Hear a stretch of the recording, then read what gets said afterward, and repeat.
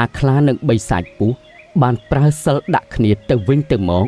ធ្វើឲ្យអ្នកភូមិទៅជាមួយមានការភ្ញាក់ផ្អើលជាខ្លាំងព្រោះពួកគេមិនធ្លាប់គិតថាអាខ្លាមានសិលពូកែបែបនេះនោះឡើយការប្រយុទ្ធនេះអស់រយៈពេលជាច្រើនយាមកន្លងផុតទៅទីបំផុតអាខ្លាក៏អាចបង្ក្រាបបីសាច់ពស់នោះបាន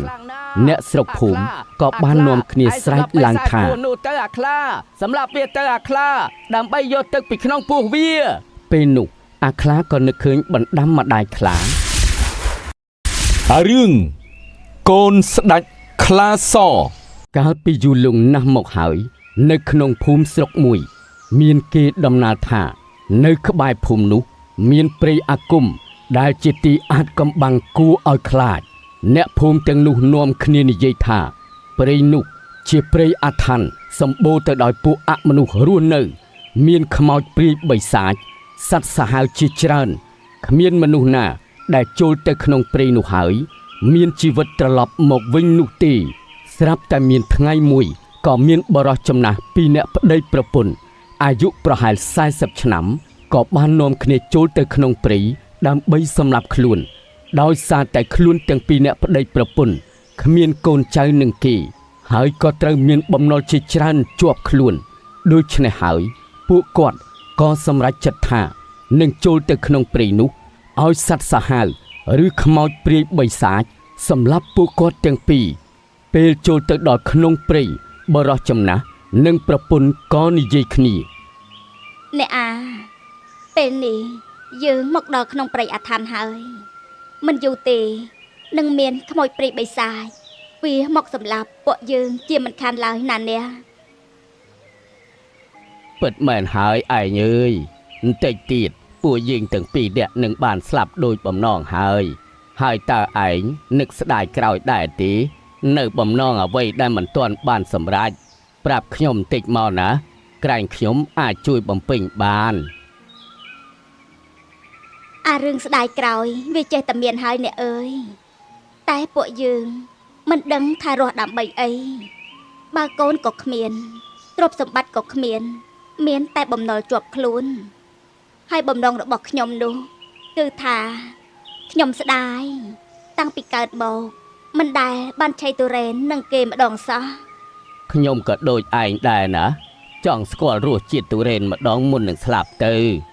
ខណៈពេលប្តីប្រពន្ធទាំងពីរកំពុងនិយាយគ្នានោះស្រាប់តែបានឮសំឡេងក្មេងសើចលេងយ៉ាងសប្បាយធ្វើឲ្យប្តីប្រពន្ធមានការភ័យខ្លាចជាខ្លាំងដោយនឹកគិតថាវាជាសំឡេងកូនខ្មោចប្តីប្រពន្ធក៏និយាយទាំងភ័យថាឯងមានឮសំឡេងកូនខ្មោចកំពុងតែសើចទេឯងខ្ញុំក៏បានឮដែរណាអ្នកសំឡេងសើចវាចេញពីក្រោយដើមឈើនោះហើយណាខ្ញុំខ្លាចខ្មោចណាស់អ្នកអើយហើយចុះក្រែងពួកយើងមកដើម្បីឲ្យពួកខ្មោចព្រាយនៅក្នុងព្រៃនេះសម្លាប់យើងមែនទេ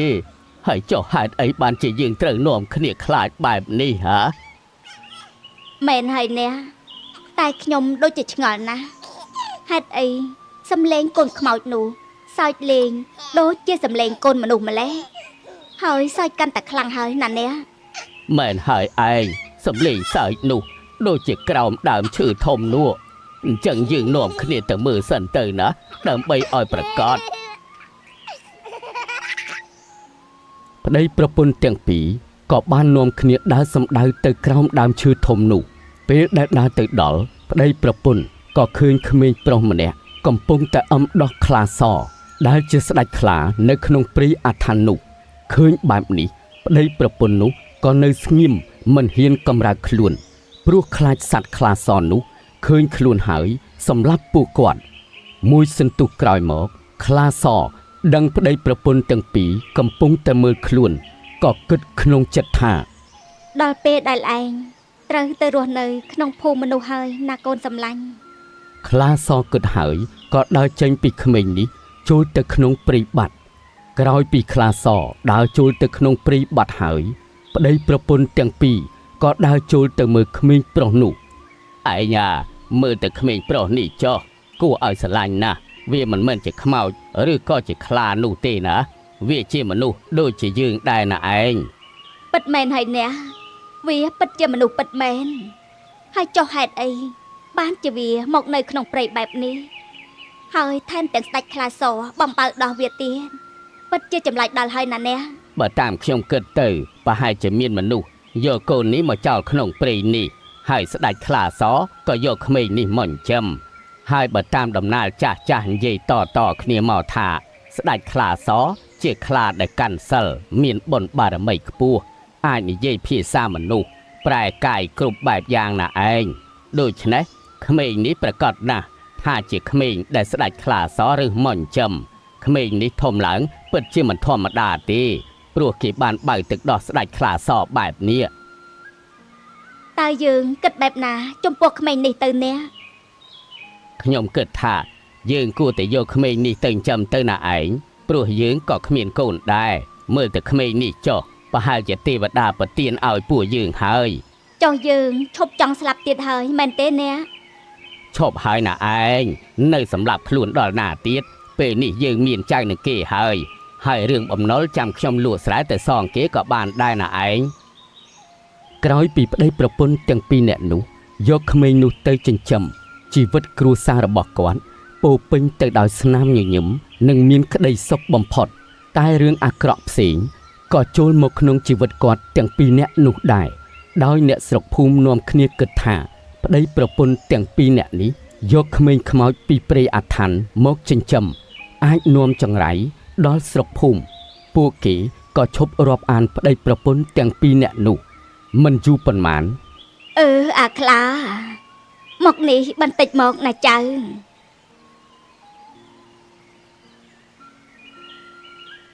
បាទយាយតើយាយហៅចៅមកមានអ្វីប្រែចៅមែនទេយាយ អាខ្លាចៅដោយសារតែស្រុកភូមិយើងមួយរយៈពេលនេះជួបគ្រោះរីងស្ងួតទឹកស្ទឹងក៏រីងមិនដឹងមូលហេតុអ្វីធ្វើឲ្យកសិករនៅក្នុងស្រុកយើងនេះម្នាក់មិនអាចធ្វើស្រែចម្ការបានដាច់អាហារដាច់ទឹកស្ទើរតែទ្រាំលែងបានហើយបើនៅតែបន្តបែបនេះទៀតមុខជាស្លាប់ទាំងអស់គ្នាមិនខានឡើយណាចៅដូច្នេះយាយនឹងតាគិតថានឹងចូលទៅក្នុងព្រៃអាថ័ន្តរកជីកដំឡូងយកមកឆីនឹងចែកអ្នកភូមិយើងខ្លះក្រែងបានឆ្អែតមួយពេលណា រឿងនឹងតាយាយមិនបាច់នៅក្នុងព្រៃអាថ័ន្តនោះទេមូលហេតុដែលទឹកស្ទឹងក្នុងស្រុកយើងរីងស្ងួតនោះចៅបានដឹងមូលហេតុវាហើយគឺដោយសារតែតាយាយទាំងពីរអ្នកឯងនឹងហើយដែលយកអាក្មេងចង្រៃពីព្រៃអាថ័ន្តនោះចូលមកក្នុងស្រុកយើងទើបបានជាស្រុកយើងនេះជួបតែរឿងអាក្រក់បែបនេះលោកមេភូមិខ្ញុំគិតថាពួកយើងគួរតែយកអាខ្លានេះទៅដុតបូជាដល់អរិយទឹកទៅស្រុកភូមិយើងមុខជាមានទឹកវិញជាមិនខានឡើយណាលោកមេភូមិតើយាយមានអ្នកស្រុកយើងជាច្រើនដែលគេទៅប្តឹងខ្ញុំថាដោយសារតែតាយាយយកអាខ្លាពីក្នុងព្រៃអាថ័ន្តមកចិញ្ចឹមទើបបានជាស្រុកយើងនេះចេះតែមានរឿងអាក្រក់កើតឡើងបែបនេះពួកគេចង់ឲ្យខ្ញុំយកអាខ្លាទៅដុតបូជាយ៉ាញ់ដើម្បីដេញគ្រោះទាំងឡាយឲ្យឈប់មានរឿងអាក្រក់កើតឡើងបន្តទៀត ខ្ញុំគិតថារឿងអាក្រក់ទាំងនេះមិនមែនដោយសារតែចៅខ្លាខ្ញុំទេណាលោកមេភូមិនេះប្រហែលជាមានជនឆ្លៀតឱកាសជាអ្នកធ្វើហើយទម្លាក់កំហុសឲ្យចៅខ្ញុំ លោកមេភូមិខ្ញុំអាចបញ្ជាក់បានថារឿងបាត់មន់បាត់ទាគោក្របីអ្នកស្រុកនោះវាមិនមែនជាទង្វើរបស់ខ្ញុំឡើយគឺមានអ្នកផ្សេងជាអ្នកធ្វើគ្មានអ្នកផ្សេងនោះទេគឺជាឯងប្រកាសណាស់ដែលយប់ឡើងចេញទៅចាប់មន់ទាគោក្របីអ្នកស្រុកស៊ីព្រោះអ្នកណាក៏ដឹងដែរថាតាយាយទាំងពីរអ្នកនេះហើយដែលយកឯងដែលជាកូនខ្លាចិញ្ចឹមពីក្នុងព្រៃមកឯងមុខជាស៊ីសត្វទាំងនោះដូចជាខ្លាមិនខានឡើយការពិតខ្ញុំមិនចង់និយាយនោះទេតែបើបងនិយាយអញ្ចឹងទៅហើយខ្ញុំនឹងនិយាយឲ្យអ្នកទាំងអស់គ្នាដឹងទៅចុះមន់ទាគោក្របីអ្នកស្រុកដែលបាត់នោះគឺស្នាដៃរបស់អាជុចនិងប៉ាក់ពួកដែលតែងតែលួចយកទៅកាប់ស៊ី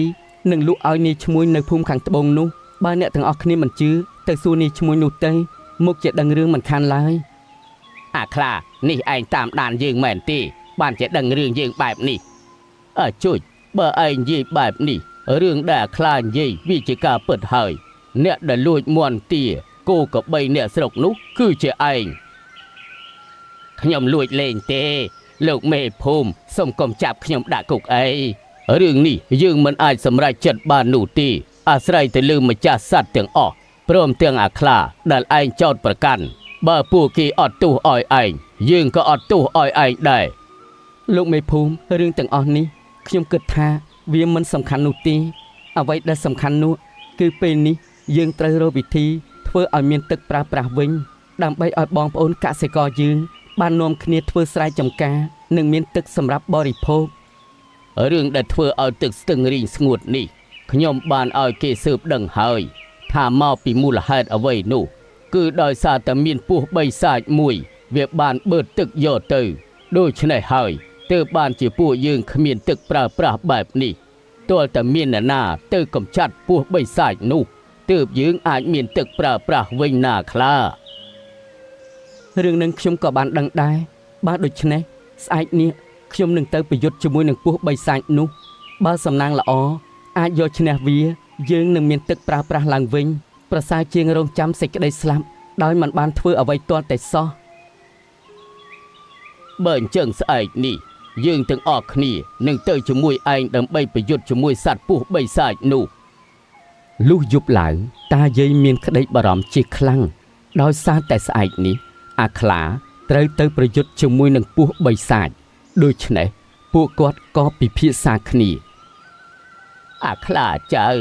បើសិនជាស្អែកចៅមិនអាចយកឈ្នះពស់នោះទេចៅត្រូវតែរត់ឲ្យលឿនកុំឲ្យវាសម្លាប់ចៅបានណាចៅមែនហើយចៅត្រូវតែទុកជីវិតមកវិញណាយាយតានៅរងចាំចៅខណៈពេលពួកគេកំពុងនិយាយគ្នាស្រាប់តែមានលីសំឡេងខ្លាក្រហឹមឡើងគួរឲ្យខ្លាចពេលនោះក៏មានខ្លាសដើរចេញមកនិយាយជាមួយអាខ្លាកូនកុំមានក្តីបារម្ភអីត្បិតពស់នោះវាមិនអាចយកឈ្នះកូនបាននោះទេព្រោះកូនបានបើទឹកដោះម៉ែដែលជាស្ដេចខ្លាដែលមានបារមីខ្ពស់មិនថាពស់បិសាចឬអមនុស្សផ្សេងពួកគេមិនអាចយកឈ្នះកូនបានឡើយតែស្អែកនេះពេលកូនយកឈ្នះពស់នោះហើយកូនកុំសម្លាប់វាអីហេតុអីមិនឲ្យខ្ញុំសម្លាប់វាទៅម៉ែពេលនោះកូននឹងដឹងខ្លួនឯងហើយម៉ែទៅវិញហើយណាកូនម៉ែឈប់សិនម៉ែកូនមានចម្ងល់ច្រើនណាស់ដែលត្រូវសួរម៉ែខ្លាសក៏បានត្រឡប់ចូលទៅក្នុងព្រៃវិញតាយាយទាំងពីរមានការភ័យខ្លាចជាខ្លាំងក៏បានសួរទៅអាខ្លាអាខ្លាចៅតើមុននេះខ្លាសនោះនិយាយអ្វីជាមួយចៅទៅម្ដេចយាយស្ដាប់មិនឮបែបនេះបាទតាយាយមុននេះម៉ែខ្លាបានមកប្រាប់ចៅថាកុំឲ្យចៅបារម្ភពីពស់បីសាច់នោះវាមិនអាចយកឈ្នះចៅបានទេព្រោះចៅបានបើទឹកដោះម៉ែខ្លាមិនថាសត្វព្រៃឬបីសាច់គឺមិនអាចយកឈ្នះចៅបានឡើយតែរាល់ដងឲ្យតែគាត់មកខ្ញុំរត់តែសួរប្រវត្តិខ្ញុំពីគាត់មិនបានសោះអញ្ចឹងបានន័យថាខ្លាសតែងតែមករកចៅមែនទេបាទលោកតាម៉ែខ្លាតែងតែមកលេងជាមួយចៅតែចៅមិនប្រាប់លោកតាលោកយាយទេព្រោះខ្លាចលោកតាលោកយាយភ័យអើយញាក់សាច់តាអស់ហើយចៅអើយពេលឮថាខ្លាតែងតែមកទីនេះបែបនេះហើយចៅចង់សួរប្រវត្តិចៅធ្វើអីចៅឬចៅចង់ចាក់ចេញពីតានិងយាយចាស់នេះទុកឲ្យតាចាស់យាយចាស់នៅគិតដោយកដែងតែពីរនាក់ទៀតឬអត់ទេលោកយាយលោកតាចៅគ្រាន់តែឆ្ងល់តើឪពុកម្ដាយចៅបង្កើតជាមនុស្សបែបណាទៅបានជាចិត្តដាច់យកចៅទៅបោះចោលបែបនេះស្អែកឡើងអាខ្លានិងអ្នកស្រុកក៏បាននាំគ្នាទៅកន្លែងបីសាច់ពស់នោះពេលទៅដល់អាខ្លានិងបីសាច់ពស់បានប្រើសិលដាក់គ្នាទៅវិញទៅមកធ្វើឲ្យអ្នកភូមិទៅជាមួយមានការភ្ញាក់ផ្អើលជាខ្លាំងព្រោះពួកគេមិនធ្លាប់គិតថាអាខ្លាមានសិលពូកែបែបនេះនោះឡើយការប្រយុទ្ធនេះអស់រយៈពេលជាច្រើនយាមកន្លងផុតទៅទីបំផុតអាខ្លាក៏អាចបង្ក្រាបបីសាច់ពស់នោះបានអ្នកស្រុកភូមិក៏បាននាំគ្នាស្រែកឡើងថានោះទៅអាខ្លាសម្រាប់វាទៅអាខ្លាដើម្បីយកទឹកពីក្នុងពោះវាពេលនោះអាខ្លាក៏នឹកឃើញបណ្ដាំម្ដាយខ្លាបានប្រាប់ថា កុំឲ្យសម្លាប់បិសាចពស់នេះអាខ្លាក៏ឈរសម្លឹងទាំងទឹកមុខឆ្ងល់ថាហេតុអ្វីម្ដាយខ្លាសមិនឲ្យសម្លាប់ពស់នេះចឹងរំពេចនោះពស់បិសាចក៏បានប្រែកាយជាមនុស្សស្រីដ៏ស្រស់ស្អាតម្នាក់ចេញមកហើយក៏និយាយនឹងអាខ្លាថា ខ្ញុំអរគុណណាស់នាយដែលនាយមិនសម្លាប់ខ្ញុំ នាងជាបិសាចពស់មែនទេ ការពិតទៅយើងមិនមែនជាបិសាចពស់ទេយើងឈ្មោះមនីកែវជាកូនស្ដេចនៅនគរក្បែរនេះដោយសារតែយើងមិនព្រមរៀបការជាមួយកូនមេធ្មប់កំណាចទើបបានជាមេធ្មប់កំណាចនោះប្រើមុនខ្មៅឲ្យយើងខ្លាយជាបិសាចពស់ក្បាល3ដើម្បីឲ្យអ្នកមានយត្តសាខ្លាំងពូកែយកឈ្នះយើងហើយក៏សម្លាប់យើងចោលនោះពួកគេនឹងបានសោយរាជ្យជាស្ដេចតែបើអ្នកយកឈ្នះយើងហើយគេមិនសម្លាប់យើងទេយើងនឹងខ្លាយជាមនុស្សលោកធម្មតាវិញហើយមេធ្មប់និងកូនរបស់គេនឹងរលាយចេញពីផែនដីនេះរហូត ការពិតនាងជាព្រះនាងសោះឲ្យទូបង្គំសុំទោសព្រះនាងផងមុននេះដែលធ្វើឲ្យព្រះនាងមានរបួស មិនអីនោះទេនេះដោយសារតែអ្នកមិនដឹងបានជាអ្នកធ្វើបែបនេះមកលើយើង ពេលនោះក៏មានលោកមហាសេដ្ឋីនិងតាយាយដើរចូលមកហើយក៏និយាយទៅកាន់អាខ្លាថាអ្នកកំឡោះតើឯងមែនទេដែលតាយាយយកមកពីក្នុងព្រៃអាថ័ន្តមកចិញ្ចឹមនោះឲ្យយើងមើលឯងបន្តិចមើលហាស្នាមនេះពិតជាស្នាមខ្នៅរបស់កូនយើងមែនកូនសម្លាញ់ទីបំផុតពុកបានជួបកូនហើយលោកជាឪពុករបស់ខ្ញុំមែនទេពិតមែនហើយកូនយើងជាឪពុករបស់ឯងបើលោកជាឪពុករបស់ខ្ញុំមែនខ្ញុំចង់សួរលោកថាហេតុអ្វីបានជាលោកយកខ្ញុំទៅបោះចោលក្នុងព្រៃអាថ័ន្តបែបនេះរឿងនឹងចាំពុកប្រាប់កូនកាលពីជាង20ឆ្នាំមុនពេលពុកនិងម្ដាយឯងធ្វើដំណើរក្បែរព្រៃអាថ័ន្តនោះស្រាប់តែ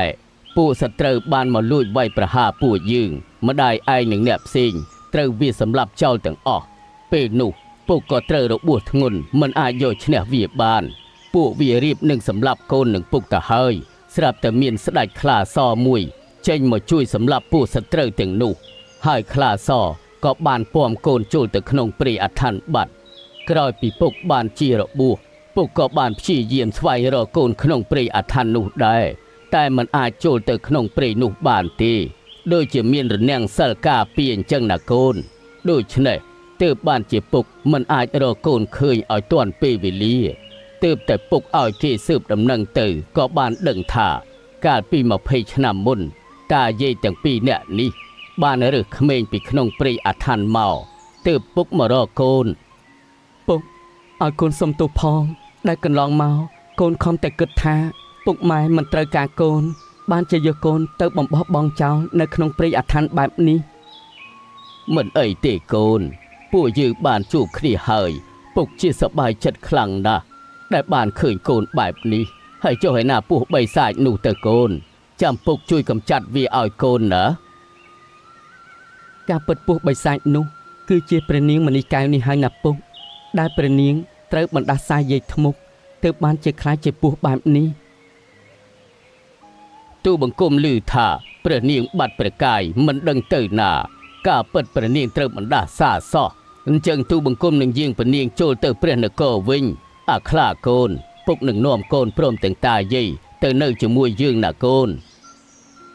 តែកូនគិតថាចង់ទៅលាម៉ែខ្លាសិនណាពុកព្រោះម៉ែខ្លាជាអ្នកមានគុណមកលើគ្រួសាររបស់យើងខណៈពេលនោះគ្រប់គ្នាក៏បានឮសំឡេងស្ដេចខ្លាសក្រហមលាន់រំដំពេញព្រៃហើយពួកគេក៏បានឃើញស្ដេចខ្លាសដើរចេញមកសម្ដៅទៅអាខ្លាកូនពេលនេះកូនបានជួបឪពុករបស់កូនហើយព្រះនាងនោះឯងដែលត្រូវជាគូព្រេងរបស់កូនតាំងតែពីអតីតជាតិមកម្ល៉េះចូលកូនទៅរស់នៅជាមួយពួកគេចោះកុំបារម្ភពីម៉ែអីព្រោះម៉ែជាសត្វទេពដែលអាចរស់នៅក្នុងព្រៃនិងមានអាយុវែងមិនដូចជាពួកកូនជាមនុស្សលោកធម្មតានោះទេណាកូនតែកូនមិនចង់ឃ្លាតពីម៉ែនោះទេម៉ែខ្លាលើលោកនេះគ្មានអ្វីជួបហើយមិនបែកនោះទេណានិស្ស័យម្ដាយនិងកូនយើង វាមិនទាន់ចប់នោះឡើយបើកូននឹកម៉ែកូនរំលឹកឈ្មោះម៉ែទៅម៉ែនឹងទៅរកកូនហើយ បាទម៉ែកូនដឹងហើយព្រះនាងខ្លាសសូមអរព្រះគុណព្រះនាងណាស់ដែលថ្ងៃនោះព្រះនាងបានមកជួយគ្រួសាររបស់ខ្ញុំ មិនអីទេលោកសេដ្ឋីនេះមកពីនិស័យរបស់ពួកយើងដែលបណ្ដាចិត្តឲ្យខ្ញុំចេញទៅជួយពុកកូនអ្នកទាំងពីរពេលនេះអ្នកទាំងពីរបានជួបគ្នាហើយក៏ល្មមពេលដែលខ្ញុំត្រូវទៅតាំងសមាធិបន្តទៀតដែរ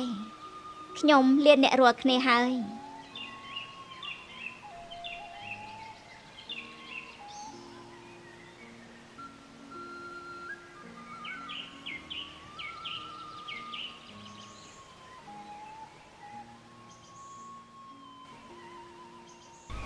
អាខ្លាចាប់ពីពេលនេះទៅកូនមានឈ្មោះថារាជស័ក្តិដែលជាឈ្មោះម្ដាយរបស់កូនដាក់ឲ្យកូនគឺចង់ឲ្យកូនមានអំណាចនិងមានយសស័ក្តិធំហើយស្មោះត្រង់នឹងព្រះនគរដូច្នេះហើយចាប់ពីថ្ងៃនេះទៅពុកនឹងអញ្ជើញលោកគ្រូអក្សរសាស្ត្រនិងក្បាច់គុណមកបង្រៀនដល់កូនបាទពុកកូនអរគុណពុកណាស់តែកូនធ្លាប់រៀនវិជ្ជាទាំងនេះពីម៉ែខ្លាអស់ហើយពុកពីមុនម៉ែខ្លាតែងតែមកបង្រៀនអក្សរសាស្ត្រខ្មែរក្បាច់គុណនិងមុនគាថាជាច្រើនដល់កូនរួចហើយណាពុកហើយកូនជឿថាវិជ្ជាដែលម៉ែខ្លាបានបង្រៀនដល់កូនគ្មានសត្រូវណាអាចយកឈ្នះកូនបាននោះទេបើពិតដោយកូនឯងនិយាយមែនកូនពិតជាសំណាងខ្លាំងណាស់ព្រោះព្រះនាងខ្លាសជាស្ដេចនៅក្នុងព្រៃអថ័នមិនថាខ្មោចព្រាយបិសាចឬសត្វសាហាវផ្សេងតែងតែគោរពកោតខ្លាចដល់ព្រះនាងខ្លាសនោះពុកជឿថាតាមសេចក្តីស្រឡាញ់របស់ព្រះនាងមកលើកូនមិនតិចជាងពុកនោះទេហើយវិជ្ជាដែលបង្រៀនដល់កូនមុខជាខ្លាំងពូកែហើយខណៈពេលនាយរាជនិងឪពុកកំពុងនិយាយគ្នាព្រះនាងមណីកែវក៏ចូលមកដល់ថ្វាយបង្គំព្រះនាង មិនបាច់គូសំទេអ្នកទាំងពីរយើងមកនេះគឺចង់សូមឲ្យពួកអ្នកជួយយើង តើព្រះនាងមានអ្វីឲ្យទូបង្គំជួយដែរទៅក្រាបទូល កាលពីប៉ុន្មានថ្ងៃមុននេះព្រះបិតារបស់យើងត្រូវបានចាញ់ល្បិចសត្រូវទ្រង់ត្រូវបានពួកវាចាប់ព្រះកាយធ្វើជាចំណាត់ខ្មាំងពួកវាឲ្យបិតាយើងឡាយព្រះហស្ថប្រកបទឹកដីមួយចំនួនទៅឲ្យជនជាតិវាជាធ្នូនឹងការដោះដូរឲ្យមានជីវិតយើងដឹងថាទោះបីជាត្រូវស្លាប់ក៏បិតាមិនប្រកបទឹកដីឲ្យទៅពួកវាដែរខណៈពេលដែលវាទុកពេលឲ្យព្រះបិតាពិចារណាយើងចង់សូមឲ្យនៃខ្លាទៅជួយដល់បិតារបស់យើងព្រោះយើងគិតថាមានតែនាយទេដែលអាចជួយបិតារបស់យើងបាន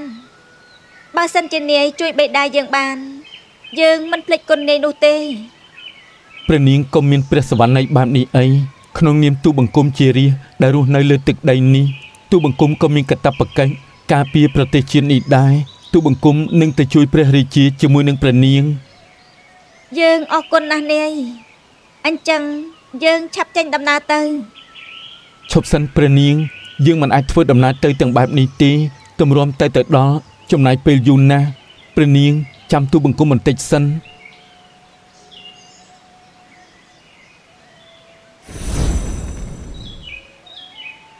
អាខ្លាកូនមួយរយៈនេះម៉ែមិនបានមកលេងកូននោះទេព្រោះម៉ែត្រូវទៅបំពេញបារមីនៅទីឆ្ងាយហើយម៉ែក៏បានទេដឹងមុនថាកូននឹងជួបបញ្ហាតិចតួចតែវាគ្មានគ្រោះថ្នាក់ដល់កូននោះឡើយម៉ែនឹងឲ្យអន្ត្រីរាជសីនៅការពារកូនវាមិនមែនជាសត្វទេពធម្មតានោះទេណាកូនវាអាចប្រយុទ្ធជាមួយកងទ័ពទេវតារាប់ពាន់នាក់កាប់មិនមុតដុតមិនឆេះហើយមានភ្នែកទើបអាចមើលឃើញរាប់ពាន់គីឡូដោយសារតែពីមុនវាបានប្រយុទ្ធចាញ់ម៉ែវាក៏ស្ម័គ្រចិត្តនៅបំរើម៉ែទៅពេលនេះម៉ែនឹងប្រគល់វាឲ្យទៅនៅបំរើកូនតែកូនត្រូវតែយកឈ្នះវាសិនទើបអាចបញ្ជាវាបានណាកូន បានម៉ែអញ្ចឹងកូននឹងសាកល្បងជាមួយវាបងអន្ត្រីរាជសីឆាប់មកណែមកបង ក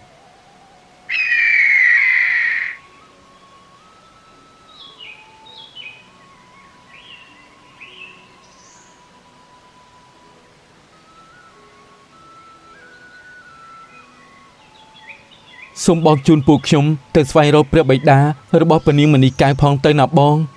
ព្រះនាងមនីកែវនិងនាយខ្លាក៏បាននាំគ្នាឡើងជិះលើខ្នងឥន្ទ្រីរាជសីនោះដោយសារតែសត្វទេពនោះមានភ្នែកទិព្វមិនបានមួយយាមផងក៏ទៅដល់កន្លែងពួកសត្រូវរស់នៅពេលទៅដល់ភ្លាមសត្វទេពនោះក៏បានប្រហារទៅលើពួកសត្រូវទាំងនោះធ្វើឲ្យពួកវានាំគ្នារត់ចែកជើងគ្នាភ្លាមនោះដែរមេរបស់ពួកវាដែលមានវិជ្ជាអាគមក៏មកដល់ហើយក៏បាននិយាយទៅកាន់នាយខ្លាថាពួកឯងមកពីណាមិនបានជាហ៊ានមកវាយប្រហារលើបពពួកយើងបែបនេះឬឯងធុញថប់នឹងជីវិតហើយមែនទេបានជាប្រហើនបែបនេះ ពួកអាចោលឈាមឆ្កែពួកឯងឆាប់ដល់លេងព្រះបិតាយើងភ្លាមទៅ អញស្មានតែនរណាការពិតគឺជាបុត្រីរបស់ស្ដេចចក្រពត្តិសោះ ហ៊ឺយមិនអាយកូនអើយសាច់ឲ្យឡើងទៅលុកមើលទៅគីឲ្យឡើងកភើដូចកពើរពង បើបានបង្កាត់យកកូនមិនដឹងជាល្អយ៉ាងណាទេវើយ ឯងពិតជាប្រហិនណាស់ហ៊ានប្រមាថពនាងបែបនេះផងឯងត្រូវតែងាប់អាយ៉ាហើយចុះអានេះវាមកពីណាពីណីមិនក៏ហ៊ាននិយាយបែបនេះដាក់អញឬក៏ឯងមិនស្គាល់ពាក្យថាងាប់ទេអីបានជាថ្លើមដល់មកមីសបែបនេះបើឯងចង់ដឹងថាយើងជានរណាមកពីណាឯងគួរតែចូលមកសាកល្បងគ្នាបន្តិចទៅហើយសំដីធ្លោះមែនអូខេប្រូយើងកំពុងតែចង់ឡើងរែងផងចូលមកមេចៅនិងនាយរីក៏ចាប់ផ្ដើមប្រយុទ្ធគ្នាពួកគេបានវាយគ្នាទៅវិញទៅមកតែទោះបីជាមេចៅមានក្បាច់គុណខ្លាំងក៏មិនអាចវាយឈ្នះនាយរីបានដែរដោយសារតែនាយរីបានអឹមទឹកដោះស្ដេចខ្លាសដែលជាសត្វទេពកាលរូបគេនៅពីតូចហើយបានរៀននៅមុនគាថាព្រមទាំងក្បាច់ប្រយុទ្ធទៀតផងមេចៅមិនអាចប្រយុទ្ធឈ្នះនាយរីបាននោះទេពេលប្រយុទ្ធក្បាច់គុណចាញ់មេចៅក៏បានសូត្របល័យជប់សត្វក្របីអាគមចេញមកឲ្យទៅប្រយុទ្ធនឹងនាយរីពេលឃើញមេចៅជប់ក្របីអាគមចេញមកបែបនេះនាយរីក៏បានសូត្របល័យជប់សត្វដំរីអាគមចេញមកដែរសត្វដែលកើតចេញពីអាគមទាំងពីរក៏បានប្រយុទ្ធគ្នាទោះបីជាសត្វក្របីអាគមរបស់មេចៅមើលទៅគួរឲ្យខ្លាចនិងកាចសាហាវយ៉ាងណាក៏ដោយក៏មិនអាចយកឈ្នះដំរីអាគមរបស់នាយរីបានដែរនៅពេលឃើញក្របីអាគមរបស់ខ្លួនចាញ់មេចៅនិងបពពួកក៏នាំគ្នារត់តែក៏ត្រូវសត្វឥន្ទ្រីរាជសីហើរដេញតាមសម្លាប់ពួកចៅទាំងអស់នោះស្លាប់ទាំងអស់ ព្រះបិតាតើទ្រង់មានកាត់អីដែរទេព្រះបិតា បិតាមិនអីទេបុត្រហើយចុះអ្នកកំឡោះនេះជានរណាមិនបានជាខ្លាំងពូកែម្លេះ ក្រាបទូលព្រះបិតាគាត់ជាកូនលោកសទ្ធិគិរីហើយក៏ជាអ្នកដែលធ្លាប់បានជួយជីវិតកូនកាលពីមុនដែរណាព្រះបិតា អ្នកកំឡោះតើឯងមានឈ្មោះអីដែរក្រាបទូលព្រះអង្គទូបង្គំមានឈ្មោះថារាជស័ក្តិតែដោយសារតែកាលនៅតូចទូបង្គំត្រូវបានសត្វខ្លាសយកទៅចិញ្ចឹមអ្នកភូមិក៏ហៅទូបង្គំថាអាខ្លាយើងអរគុណឯងណាស់ដែលបានមកជួយយើងពេលទៅដល់ព្រះនគរវិញយើងនឹងតបស្នងសងគុណឯងជាទីគប់ចិត្ត បិតាកូនគិតថានាយរាជនេះជាមនុស្សល្អហើយមានសមត្ថភាពទៀតកូនចង់រៀបអភិសេកជាមួយគាត់ណាព្រះបិតា រឿងនេះចាំទៅដល់ព្រះនគរសិនចាំនិយាយគ្នាណាបុត្រព្រោះអ្នកដែលត្រូវរៀបអភិសេកជាមួយបុត្រត្រូវឆ្លងកាត់ការសាកល្បងសិននាយរាជក៏បានយាងស្ដេចចក្រពត្តិនិងព្រះនាងមនីកែវជិះលើខ្នងឥន្ទ្រីរាជសីរបស់ខ្លួនហើយក៏ហោះសំដៅទៅព្រះរាជវាំងវិញពេលដែលកំពុងហោះនៅលើវេហាស្ដេចចក្រពត្តិក៏គិតក្នុងចិត្តថាក្មេងប្រុសម្នាក់នេះមិនអន់នោះទេទាំងសមត្ថភាពអត្តចរិតរូបសម្រស់ស័ក្តិសមនឹងបុត្រីយើងណាស់តែទោះបីជាយ៉ាងណាក៏ដោយយើងត្រូវតែសាកល្បងគេសិនតើគេអាចឆ្លងកាត់ការសាកល្បងទាំងនេះបានដែរទេបើសិនជាគេអាចឆ្លងកាត់បានយើងក៏ទុកចិត្តប្រគល់បុត្រីនិងរាជសម្បត្តិរបស់យើងឲ្យទៅគេដែរឈប់សិនកុំភ្លេចចុច like share និង subscribe ផងណា fan ក្រោយពីព្រះរាជាត្រឡប់មកដល់ព្រះនគរវិញព្រះអង្គក៏បានឲ្យអ្នកនាំសារទៅប្រាប់លោកសេដ្ឋីនិងនាយខ្លាឲ្យចូលមកក្នុងរាជវាំងជាសម្ងាត់ មិនឲ្យមន្ត្រីណាម្នាក់ដឹងនោះទេលោកសេដ្ឋីនិងកូនរបស់លោកពិតជាចម្លែកក្នុងចិត្តណាស់ហើយមែនទីដែលយើងឲ្យអ្នកទាំងពីរមកចូលគាល់យើងជាសម្ងាត់បែបនេះយើងធ្វើបែបនេះក៏ដោយសារតែនៅក្នុងព្រះរាជវាំងនេះមានជនបង្កប់របស់ពួកក្រុមចៅតៃដូច្នេះហើយបានជាយើងមិនឲ្យអ្នកណាម្នាក់ដឹងថាយើងឲ្យគេទៅរកអ្នកទាំងពីរមកតើព្រះអង្គមានអ្វីប្រើឲ្យកូនទូបង្គំមែនទេដោយលោកបានដឹងស្រាប់ហើយថាសប្តាហ៍ថ្ងៃនេះពួកក្រុមចៅតៃពួកវាកំពុងតែស្រេកឃ្លានទឹកដីរបស់យើងពីមួយថ្ងៃទៅមួយថ្ងៃពួកវាកាន់តែចូលឈ្លានពានមកលើទឹកដីរបស់យើងដូច្នេះយើងត្រូវតែប្រញាប់ស្វែងរកព្រះខ័នរាជមកតម្កល់នៅលើទឹកដីរបស់យើងវិញដើម្បីឲ្យបារមីវត្ថុស័ក្តិសិទ្ធិនិងប្រលឹងបុព្វបុរសខ្មែរមកជួយការពារទឹកដីយើងឲ្យបានគង់វង្សហើយយើងឃើញថានាយរាជកូនរបស់លោកមានសមត្ថភាពអស្ចារ្យដូច្នេះយើងចង់ឲ្យគេទៅស្វែងរកព្រះខ័នរាជដែលស្ដេចនគរខ្មែរយើងដាក់តម្កល់នៅលើភ្នំព្រះសម័យមនុស្សធម្មតាមិនអាចធ្វើដំណើរទៅដល់ទីនោះបានទេព្រោះនៅតាមផ្លូវធ្វើដំណើរទៅមានឧបសគ្គច្រើនណាស់យើងគិតថាមានតែកូនរបស់លោកតែប៉ុណ្ណោះដែលអាចទៅដល់កំពូលភ្នំនោះតើលោកព្រមជួយយើងក្នុងការស្វែងរកព្រះខ័នរាជត្រឡប់មកវិញបានទេទូបង្គំស្ម័គ្រចិត្តក្នុងការទៅស្វែងរកព្រះខ័នរាជត្រឡប់មកវិញបៃតាបតចង់ទៅជាមួយនឹងនាយរាជដែរណាបៃតាបុតមិនអាចទៅបានទេព្រោះវាមានគ្រោះថ្នាក់ណាស់បៃតាបារម្ភពីបុតខ្លាចបុតមិនគ្រោះថ្នាក់ចុះលោកសេដ្ឋីគាត់មិនបារម្ភកូនរបស់គាត់ទេអីបៃតាហើយម្យ៉ាងទៀតបុតជាព្រះនាងនគរនេះបុតក៏មានតួនាទីក្នុងការពារប្រទេសជាតិយើងដែរព្រះនាងគង់នៅព្រះរាជវាំងនេះហើយទុកឲ្យទូបង្គំជាអ្នកទៅម្នាក់ឯងបានហើយព្រះនាងទេ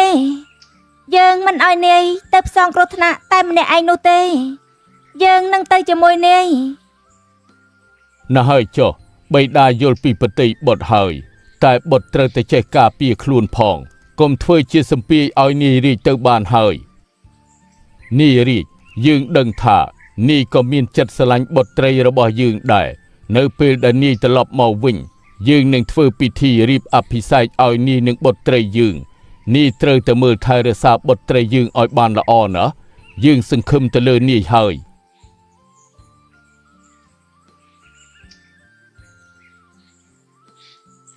ណែនាយរាជម្ដេចបានជានាយមិនហៅសត្វអន្ត្រីរាជសីរបស់នាយឲ្យហោះជូនពួកយើងឡើងទៅកំពូលភ្នំនោះទៅចាំបាច់អីនាំគ្នាដើរទៅទាំងបែបនេះបងអន្ត្រីរាជសីគាត់បាននិយាយថាគាត់មិនអាចហោះពីលើភ្នំព្រះសម័យបាននោះទេព្រោះនៅលើភ្នំនោះមានអ្នកសច្ចាំងក៏ដូចជាសត្វទេពនិងសត្វបិសាចដែលមានបារមីយុទ្ធសិលខ្លាំងពូកែជាងគាត់ច្រើនណាស់ដូច្នេះហើយបានជាទូបង្គំមិនឲ្យគាត់មកនេះកុំថាព្រះនាងសោកស្ដាយអសោះណាដែលមកតាមទូបង្គំយើងមិនបានស្ដាយក្រោយនោះទេណានាយយើងចេះតែស៊ូលេងកុំឲ្យអុកសុកនឹងណាលបង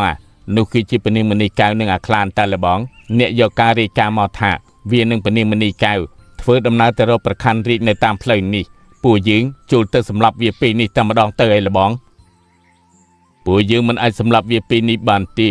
យើងត្រូវតែឲ្យវានាំផ្លូវពួកយើងទៅរកប្រខ័នរាជនោះសិននៅពេលដែលបានឃើញប្រខ័នរាជហើយចាំយើងសម្លាប់ពួកវាព្រោះកាលណាប្រខ័នរាជនៅតែមានវត្តមាននៅលើទឹកដីខ្មែរពួកយើងពិបាកនឹងវាយដណ្ដើមយកទឹកដីនឹងណាដូច្នេះយើងត្រូវតែរកវិធីណាដើម្បីដណ្ដើមយកឲ្យបានអញ្ចឹងពេលនេះយើងគួរធ្វើយ៉ាងម៉េចទៅលបងយើងត្រូវតែនាំគ្នាដើរតាមក្រោយពួកវាស្ងាត់កុំឲ្យពួកវាដឹងមេក្រុមចៅតៃនិងកូនចៅរបស់វាបាននាំគ្នាលបដើរតាមក្រោយនាយរាជនិងព្រះនាងមនីកែវប៉ុន្តែពួកវាមិនបានដឹងថានាយរាជបានដឹងខ្លួនថាពួកវាដើរតាមពីក្រោយនោះទេធ្វើដំណើរទៅដល់ព្រៃជ្រៅបន្តិចនាយរាជនិងព្រះនាងមនីកែវក៏នាំគ្នាអង្គុយសម្រាកពេលនោះនាយរាជក៏បានឮព្រាយខ្លាពីរក្បាលនិយាយគ្នាយាយចាស់ឯងឃើញទេចំណីរបស់យើងបានមករកយើងហើយថ្ងៃនេះពួកយើង ដឹងតែឆ្ងាយមាត់ហើយ ពិតមែនហើយតាកញ្ចាខ្ញុំខាតបានស៊ីសាច់មនុស្សជាច្រើនឆ្នាំណាស់មកហើយម្ដងនេះខ្ញុំនឹងតំពាស៊ីមិនអោយសឆ្អឹងនោះទេ តែឈប់សិនយាយចាស់ឯងមានធុំក្លិនរបស់រាជិនីខ្លាសទេខ្ញុំដូចជាធុំក្លិនចេញពីខ្លួនក្មេងប្រុសនោះ ពិតមែនហើយពិតជាមានក្លិនរបស់រាជិនីខ្លាសចេញពីក្មេងប្រុសនោះពិតមែនឬមួយក្មេងនេះមានទំនាក់ទំនងអ្វីជាមួយនឹងរាជិនីខ្លាសបើដូច្នេះមែនពួកយើងមិនអាចប៉ះពាល់គេបានទេបើរាជិនីខ្លាសដឹងពួកយើងមុខជារលាយប្រលឹងគ្មានសល់នោះឡើយ ពេលឮព្រាយខ្លានិយាយដូច្នេះនាយរាជក៏មានគំនិតខ្ចីដៃព្រាយខ្លាទាំងពីរឲ្យសម្លាប់ពួកចៅតៃដែលដើរតាមពីក្រោយនោះហើយក៏និយាយនឹងព្រះនាងឮថាព្រះនាងដឹងទេថាមានមនុស្ស 4-5 នាក់កំពុងតែដើរតាមក្រោយយើងមិនបានដឹងទេហើយចុះពួកគេជាអ្នកណាហេតុអីបានជាដើរមកតាមពួកយើងដូចនេះឬមួយជាអ្នកការពារព្រះបិតាចាត់ឲ្យមកតាមការពារយើង ពួកគេមិនមែនជាអ្នកដែលព្រះរាជាចាត់ឲ្យមកតាមការពារយើងទេបើតាមទូបង្គំគិតប្រហែលជាពួកក្រុមចៅតៃហើយ អញ្ចឹងយើងគិតបែបណាទៅនាយរាជ ពួកយើងឆាប់បន្តដំណើរទៅមុខទៀតទៅ ឯងបានឮដូច្នេះដែរទេនៅមានមនុស្ស 4-5 នាក់ទៀតកំពុងតែដើរមកទីនេះហើយយើងចាំចាប់ពួកនៅខាងក្រោយនោះស៊ីទៅពីរនាក់នេះកុំប៉ះពាល់អី នាយរាជនិងព្រះនាងមណីកែវចេញដំណើរផុតបន្តិចពួកចៅតៃក៏នាំគ្នាមកដល់ពេលនោះព្រាយខ្លាញីឈ្មោលក៏នាំគ្នាលោតទៅប្រហារពួកគេឲ្យស្លាប់ទាំងអស់ក្រឡេកមកមើលនាយរាជវិញពេលនេះគេបានមកដល់ក្បែររូងភ្នំមួយក៏បានឃើញខ្លាខ្មៅនោះកំពុងតែចាប់សត្វទេពជាច្រើនដាក់នៅក្នុងគុកសិលរបស់ខ្លួនដើម្បីស្រូបយកកម្លាំងទេព តើឯងជានរណាមិនបានជាមានក្លិនខ្លាសនៅនឹងខ្លួនឯងបែបនេះ យើងជាកូនរបស់រាជិនីខ្លាស ឯងកុហកខ្លាសនោះជាសត្វទេពរបស់ព្រះនាងជាសត្វដែលមានកាយបរិសុទ្ធមានបារមីនិងសិលខ្លាំងពូកែធ្វើម៉េចនឹងមានកូនជាមនុស្សធម្មតាដូចជាឯងបើឯងមិនប្រាប់យើងតាមត្រង់ទីយើងនឹងសម្លាប់ពួកឯងមិនខាន យើងមិនកុហកឯងទេយើងជាមនុស្សលោកធម្មតាតែត្រូវរាជិនីខ្លាសរើសយកទៅចិញ្ចឹមបំបើកដោះយើងដូចជាកូនដូច្នេះយើងទុកគាត់ដូចជាម្ដាយបង្កើតរបស់យើងអញ្ចឹង អូការពិតគឺបែបនេះសោះឯងពិតជាសំឡាងណាស់ការពិតទៅរាជិនីខ្លាសមិនមានទឹកដោះបំបើឯងនោះទេគឺនាងបានប្រើនៅយុទ្ធសិលនិងឈាមទេពរបស់នាងបំលែងទៅជាទឹកដោះឲ្យឯងបើដូច្នេះហើយបានជាឯងមានកម្លាំងទេពហើយអាចស្ដាប់និងនិយាយភាសាសត្វបានបែបនេះដូច្នេះបើយើងបានស៊ីឯងយុទ្ធសិលរបស់យើងនឹងកាន់តែខ្លាំងពូកែជាមិនខាន ណែមនុស្សលោកឆាប់រត់ទៅឯងមិនអាចយកឈ្នះបីសាច់ខ្លាខ្មៅនេះបាននោះទេព្រោះវាមានយុទ្ធសិលមិនចាញ់រាជិនីខ្លាសប្រមាណទេកុំដោយសារតែពួកយើងត្រូវស្លាប់បែបនេះអីពិតមែនហើយឯងឆាប់រត់ទៅ ពួកឯងគិតថាវាអាចគេចផុតពីក្រញាំរបស់យើងមែនទេណែអាក្មេងល្អិតបើឯងមិនចង់ឈឺចាប់ទេឆាប់ចូលមកឲ្យយើងស្រូបវិញ្ញាណឯងតាមសម្រួលមកយើងសន្យាថាមិនធ្វើឲ្យឯងឈឺចាប់នោះទេ នាយរាជនិងបីសាច់ខ្លាខ្មៅបានវាយប្រយុទ្ធគ្នាទៅវិញទៅមកក្បាច់គុណគេទាំងពីរខ្លាំងដូចគ្នាប្រយុទ្ធគ្នាមួយសន្ទុះហើយគ្មានអ្នកណាឈ្នះគ្មានអ្នកណាចាញ់ពេលនោះបីសាច់ខ្លាខ្មៅក៏បានប្រែកាយជាសត្វខ្លាខ្មៅវិញ នាយរាជឃើញបែបនេះក៏ប្រែក្លាយជាសត្វខ្លាដំបងដុតមួយខំប្រយុទ្ធជាមួយនឹងបិសាចខ្លាខ្មៅនោះខំប្រយុទ្ធគ្នាផងប្រើយុទ្ធសិលដាក់គ្នាផងទីបំផុតខ្លាខ្មៅបិសាចនោះក៏ត្រូវនាយរាជខំសម្លាប់ឲ្យស្លាប់ក្នុងពេលនោះទៅហើយក៏ជួយសង្គ្រោះសត្វទេពដែលជាប់នៅក្នុងឃុំនោះពួកយើងពិតជាអរគុណឯងណាស់កូនរាជិនីខ្លាសយើងមិននឹកស្មានថានៅក្មេងដូចជាឯងនេះមានសមត្ថភាពអស្ចារ្យបែបនេះនោះទេរាជិនីខ្លាសពិតជាមានសំណាងដែលមានកូនប្រុសល្អបែបនេះពួកយើងមិនអាចបំភ្លេចគុណជួយជីវិតនេះទេបើសិនជាឯងមានអ្វីឲ្យពួកយើងជួយពួកយើងនឹងស្ម័គ្រចិត្តជួយមិនរុញរាទេណាបើពួកបងនិយាយបែបនេះទៅហើយខ្ញុំសូមពឹងឲ្យពួកបងជួយខ្ញុំស្វែងរកកន្លែងតម្កល់ព្រះខ័នរាជដែលជាដាវសម្រាប់ការពារប្រទេសខ្មែរយើងយកទៅតម្កល់នៅព្រះរាជវាំងវិញតើពួកបងជួយខ្ញុំបានទេកន្លែងនោះពួកយើងស្គាល់ច្បាស់ណាស់តែក៏មានគ្រោះថ្នាក់ខ្លាំងណាស់ដែរតាំងពីព្រះរាជាខ្មែរចំនួនមុនយកមកតម្កល់នៅលើភ្នំព្រះសម័យនេះមិនទាន់មានអ្នកណាអាចចូលទៅយកបាននោះទេមិនថាមនុស្សបិសាចឬទេវតាក៏មិនអាចចូលទៅក្បែរនោះបានដែរព្រោះមានវិញ្ញាណស័ក្តិសិទ្ធិរបស់បុព្វបុរសខ្មែរនិងសត្វទេពដែលមានបុណ្យបារមីខ្ពស់នៅការពារព្រះខ័ននោះបើឯងចង់សាកល្បងចាំពួកយើងជូនឯងទៅតែបើមានគ្រោះថ្នាក់អីកុំបន្ទោសពួកយើងទាំងអស់គ្នានេះណាបើអញ្ចឹងរំខានពួកបងជូនពួកខ្ញុំទៅទីនោះផងពួកសត្វទេពក៏បានហោះនាំនាយរាជនិងព្រះនាងមណីកែវទៅកន្លែងតម្កល់ព្រះខ័នពេលទៅដល់មាត់រូងភ្នំពួកសត្វទេពក៏បាននិយាយនឹងនាយរាជថានេះជាផ្លូវទៅកន្លែងតម្កល់ព្រះខ័នរាជហើយទីនេះចូលបានតែម្នាក់ឯងតែប៉ុណ្ណោះដូច្នេះសូមព្រះនាងគង់នៅទីនេះហើយព្រោះព្រះនាងមិនអាចចូលទៅជាមួយគ្នាបានទេអញ្ចឹងខ្ញុំសូមពឹងពួកបងជួយមើលថែព្រះនាងឲ្យខ្ញុំផងមិនអីទេ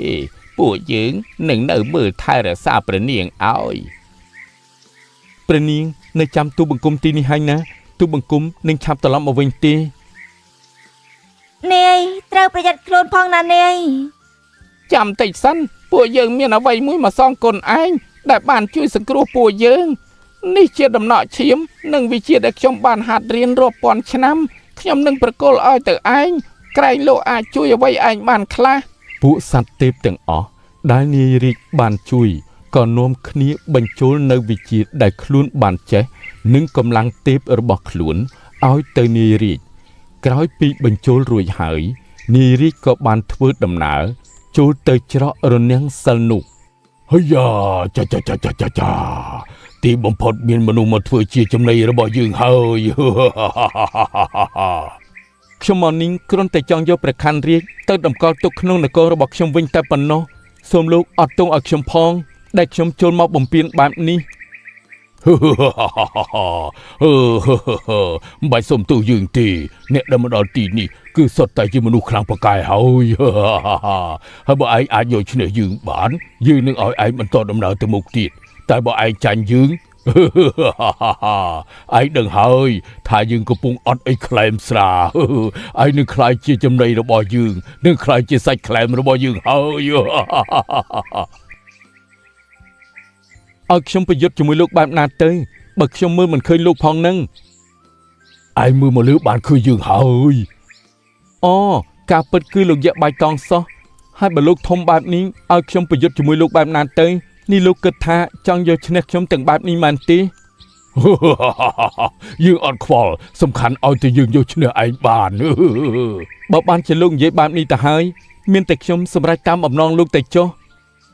នាយរាជក៏បានដំឡើងខ្លួនឯងឲ្យធំដូចនឹងយៈបៃតងហើយក៏ប្រយុទ្ធគ្នាធ្វើឲ្យរង្គើភ្នំទាំងមូលប្រយុទ្ធគ្នាទៅវិញទៅមកធ្វើឲ្យយៈបៃតងព្រមចុះចាញ់ហើយក៏បើកផ្លូវឲ្យនាយរាជធ្វើដំណើរបន្តអូចាហើយមិនបានជាវាខ្លាំងបែបនេះនេះបើសិនជាយើងនៅតែបន្តប្រយុទ្ធជាមួយនឹងវាទៀតប្រហែលជាយៈបៃតងយើង ប្រែคล้ายទៅជាយៈពណ៌លឿងពណ៌ក្រហមលេខសង្ហាទៀតហើយមើលទៅបបាក់ទៅកែសម្ផស្សសាជាថ្មីទៀតសំណាងហើយដែលចុះចាញ់វាទាន់ពេលហើយនឹកឃើញកណ្ដាប់ដៃវាអូលោកអាយលោកវាយយើងម្ដាយញាក់សាច់មិនទាន់បាត់ឈឺនៅឡើយទេ អ្នកកំឡោះពិតជាមិនធម្មតាមែនដែលអាចឆ្លងផុតដំណាក់កាលយៈបៃតងមកដល់ទីនេះឯងជាមនុស្សមានសមត្ថភាពអស្ចារ្យគួរតែខ្លាយជាស្ដេចគ្រប់គ្រងលើផែនដីនេះទាំងមូលមិនគួរមកផ្សងគ្រោះថ្នាក់នៅទីនេះនោះទេយើងមានសមត្ថភាពអាចបំពេញបំណងឯងបាន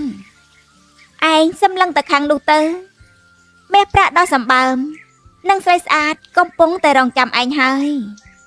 ឲ្យតែឯងមិនទៅយកព្រះខ័នរាជយើងនឹងជួយឲ្យឯងខ្លាយជាស្ដេចគ្រប់គ្រងផែនដីនេះទាំងមូលហើយមានមាសប្រាក់ជាច្រើនព្រមទាំងស្រីស្អាតទាំងអស់ឲ្យទៅឯងហើយបើសិនជាឯងចង់បានយើងក៏ព្រមនឹងឯងដែរ ខ្ញុំគ្រាន់តែចង់ធ្វើជាមនុស្សធម្មតាខ្ញុំមិនត្រូវការមាសប្រាក់អំណាចនិងស្រីស្អាតអីនោះទេសូមបងស្រីអនុញ្ញាតឲ្យខ្ញុំបានឆ្លងកាត់ទៅផង ឯងដឹងទេថាលទ្ធផលចំពោះនឹងបំណងយើងគឺមានលទ្ធផលបែបណា ខ្ញុំពិតជាអរគុណនៅបំណងល្អរបស់បងនេះតែខ្ញុំក៏មានគោលដៅរបស់ខ្ញុំដែរប្រទេសជាតិប្រជារាស្ត្រខ្ញុំកំពុងតែរងចាំខ្ញុំយកព្រះខ័នរាជទៅកម្ចាត់សត្រូវដូច្នេះខ្ញុំមិនអាចធ្វើតាមបំណងបងបានទេ បើបានជាឯងគិតបែបនេះទៅហើយកុំបន្ទោសយើងឲ្យសោះ នាងបិសាចពស់ក៏បានប្រែកាយជារូបពិតវិញคล้ายទៅជាបិសាចពស់យ៉ាងធំនៅនឹងមុខនាយរាជឃើញបែបនេះក៏នឹកឃើញថាកាលពីមុនម្ដាយខ្លាសធ្លាប់បានប្រាប់គេថាមានស្ដេចពស់បិសាចមួយមានមាឌធំសម្បើមពឹសរបស់វាសាហាវខ្លាំងណាស់មិនថាជាមនុស្សបិសាចឬទេវតាឲ្យតែត្រូវវាខំឬព្រោះពឹសដាក់មុខជាស្លាប់មិនខានតែក៏មានសត្វទេពមួយដែលមិនខ្លាចពឹសរបស់វានោះគឺជាស្ដេចស្វាថ្មក្រោយពីនឹកឃើញភ្លាមនាយរាជក៏បានយកវិជាដែលស្វាថ្មបានបញ្ចូលឲ្យហើយក៏ប្រែកាយជាស្ដេចស្វាថ្មដ៏ធំលោតទៅប្រយុទ្ធនឹងនាងបិសាចពស់នោះទោះបីជានាងបិសាចពស់ព្រោះពឹសយ៉ាងណាខំប្រយុទ្ធយ៉ាងណាក៏មិនអាចធ្វើអីស្វាថ្មនោះបានដែរទីបំផុតក៏ត្រូវនាយរាជវាយឲ្យចុះចាញ់នៅក្នុងពេលនោះហើយគេក៏បានបន្តដំណើរទៅមុខទៀតក៏បានទៅដល់កន្លែងតម្កល់ព្រះខ័នរាជនោះរឿងដែលមិននឹកស្មានដល់នោះគឺអ្នកដែលនៅចាំកន្លែងតម្កល់ព្រះខ័នរាជគឺជាស្ដេចខ្លាសដែលជាម្ដាយចិញ្ចឹមរបស់ខ្លួនឃើញបែបនេះនាយរាជក៏សួរម្ដាយថាម៉ែមិនបានជាម៉ែមកនៅទីនេះទៅវិញ អាខ្លាកូនមើលទៅកូនមុខជាមានរឿងនៅក្នុងចិត្តច្រើនហើយដែលចង់សួរមកម៉ែចាំម៉ែប្រាប់កូនតាមសម្រួលណាកាលពី300ឆ្នាំមុនព្រះរាជាខ្មែរបានពឹងម៉ែនិងសត្វទេពទាំងអស់នៅលើភ្នំនេះឲ្យជួយការពារដាវព្រះខ័នរាជនេះទុកឲ្យជនជាតិខ្មែរដែលមាននិស្ស័យល្អជាអ្នកស្នេហាជាតិពិតប្រាកដហើយមានទឹកចិត្តបរិសុទ្ធម៉ែមិននឹកស្មានថាអ្នកដែលម៉ែរងចាំជាច្រើនរយឆ្នាំគឺជារូបកូននោះទេម៉ែសប្បាយចិត្តនិងមានមោទនភាពចំពោះកូនណាស់នេះជាព្រះខ័នរាជដែលកូនស្វែងរកហើយចូលកូនទៅដកវាចោះបើកូនពិតជាមនុស្សដែលម៉ែរងចាំមែនកូននឹងអាចដកវាបាន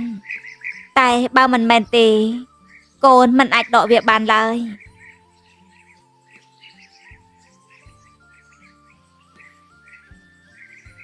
បានម៉ែកូននឹងសាឡបង ខ្ញុំសូមរំលឹកដល់ដួងវិញ្ញាណបុព្វបុរសខ្មែរគ្រប់ជំនាន់បើខ្ញុំពិតជាមនុស្សដែលបុព្វបុរសខ្មែរបានជ្រើសរើសពិតមែននោះសូមឲ្យខ្ញុំដកព្រះខ័នរាជនេះបានពេលនោះនាយរាជក៏ចាប់ផ្ដើមដកព្រះខ័នរាជនោះសំលេងក៏រន្ទះលាន់រំពងរង្គើទឹករង្គើដីផ្អើលអស់បាក់សីបាក់សាពពួកអ្នកតារុក្ខទេវតាទាំងឡាយភ័យញាប់ញ័រនិងសម្ពាធដាវព្រះខ័នរាជនោះ អាខ្លាកូនម៉ែពិតជាសប្បាយចិត្តណាស់ដែលកូនអាចដកប្រខាន់នេះបានមើលទៅនៅលើភពផែនដីនេះមិនមានអ្នកណាអាចយកឈ្នះកូនបាននោះទេម៉ែអស់ក្តីបារម្ភនឹងកូនហើយ ម៉ែសមត្ថភាពដែលកូនមានទាំងនេះគឺដោយសារតែម៉ែជាអ្នកផ្ដល់ឲ្យកូនពិតជាអរគុណម៉ែណាស់ កូនល្អរបស់ម៉ែពេលនេះក៏ល្មមសំគួរដែលម៉ែត្រូវត្រឡប់ទៅឋានសួគ៌វិញដែរចូលកូនកុំនឹកម៉ែអីពេលទំនេរម៉ែនឹងត្រឡប់មកលេងកូនវិញកូនប្រញាប់ត្រឡប់ទៅវិញទៅណាកូនព្រះនាងមនីកែវកំពុងតែរងចាំផ្លូវកូនហើយ តែកូនមិនចង់ឲ្យម៉ែទៅចោលកូននោះទេម៉ែបើម៉ែមិននៅតើពេលកូនមានបញ្ហាអីឲ្យកូនទៅពិភាក្សាជាមួយនរណាទៅ អាខ្លាពេលនេះកូនធំដឹងក្តីហើយកូនអាចសម្រេចចិត្តខ្លួនឯងបានហើយណាកូនឬមួយកូនអាចទៅពិភាក្សាជាមួយព្រះនាងមនីកែវក៏បានម៉ែលាកូនទៅសិនហើយណាកូន ក្រោយពីរាជិនីខ្លាសហោះឡើងទៅឋានសួគ៌វិញនាយខ្លានិងព្រះនាងមនីកែវក៏បានយកព្រះខ័នរាជត្រឡប់ទៅព្រះនគរវិញព្រះរាជាក៏បានរៀបចំអភិសេកឲ្យពួកគេទាំងពីរនាក់ចំណែកឯពួកក្រុមចៅតៃនៅតែមានគំនិតចង់បានទឹកដីរបស់ខ្មែរយើងជារឿយៗពួកវាតែងតែលបលួចចូលមកឈ្លានពាន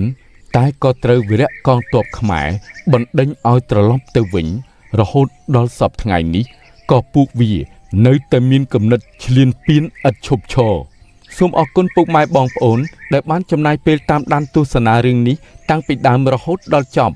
យើងខ្ញុំសង្ឃឹមថាពុកម៉ែបងប្អូននឹងនៅតែបន្តគាំទ្រក្រុមការងាររបស់យើងខ្ញុំបន្តទៀតសូមអរគុណ